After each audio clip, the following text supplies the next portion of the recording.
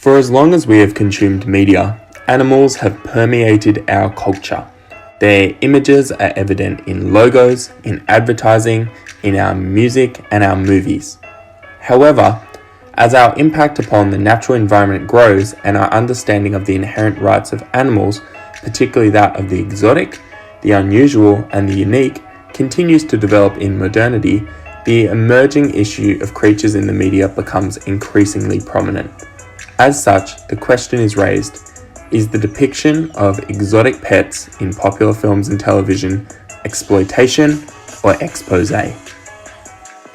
The following video analysis will therefore examine the polarizing nature of the depiction of exotic pets in popular contemporary television and feature-length films, namely that of Hollywood,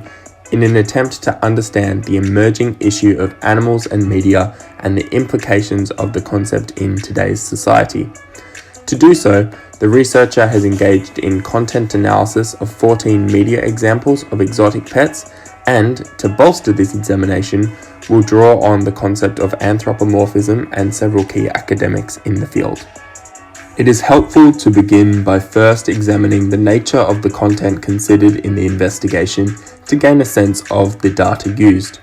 Of the exotic pets depicted in the 14 media films that were analysed as part of this study, 64% of the creatures were mammals, whereas only 22% were birds, and fewer still were neither birds nor mammals. Of the mammals, however, there was more consistency in representation, with a third of the species being big cats, another third being primates, that is, apes and monkeys, and the final proportion being comprised of ungulate creatures, a term that refers to hooved animals such as camels and giraffes.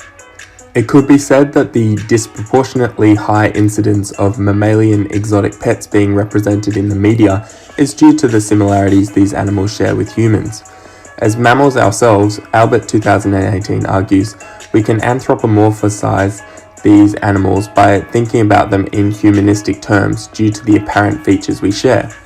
This ultimately results in mammals being the more common example of charismatic or flagship species, and, due to their emotional appeal to us, when compared to their scaly or feathery counterparts, they are generally more popular as pets.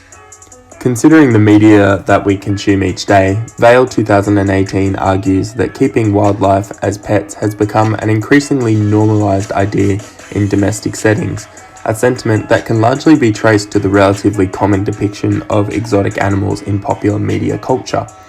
Indeed, it could be said that the significant debate regarding the nature of the depiction of exotic pets in Hollywood is due to the popularity of the media featuring exotic pets, having a rather polarizing effect on the audience and media consumers. Some suggest that depicting exotic animals as pets in films and television is detrimental for animal conservation efforts, as it reinforces the unethical and in many cases illegal ownership of wild animals as being acceptable. As Vale 2018 points out, the media audience is only exposed to selected content, which normalizes wildlife as a participatory member of the family, and thus a form of entertainment that people desire to follow and emulate. There is therefore a danger in representing exotic animals as pets in media, especially when such a feature is for comedic intent or not a fundamental plot device, as it normalizes such behaviors and also devalues the animal pictured. As there is growing evidence indicating that there is an emerging disconnect between the public following of popular culture and its unintended consequences to wildlife, there is a strong case that highlights the immoral and perhaps exploitative nature of featuring exotic pets in media. In contrast, some argue that the depiction of exotic pets in media is constructive or even helpful, as it offers a reflection of reality. Fitzpatrick 2014 explains that wildlife trafficking is estimated to be a $19 billion per year business, surpassed only by black market sales and the trafficking of drugs, humans, and firearms, meaning that the concept of keeping exotic creatures in domestic captivity is a very lucrative and very real industry. However, given the nature of such an underground business, efforts to protect the often endangered or threatened species from poaching and smuggling are costly and often resource-consuming. To that end, by depicting exotic animals and the plight they face in domestic captivity in a highly consumed format with deep audience saturation, popular movies can dramatically support animal conservation endeavors and well-being efforts by shifting mainstream media attention their way.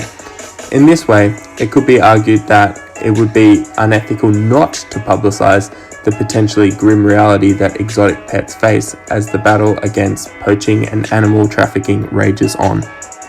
While there are valid arguments for both sides of the debate as to whether featuring exotic animals in popular films and television could be considered a form of exploitation or exposé, it is clear that the representation of the creature itself is important.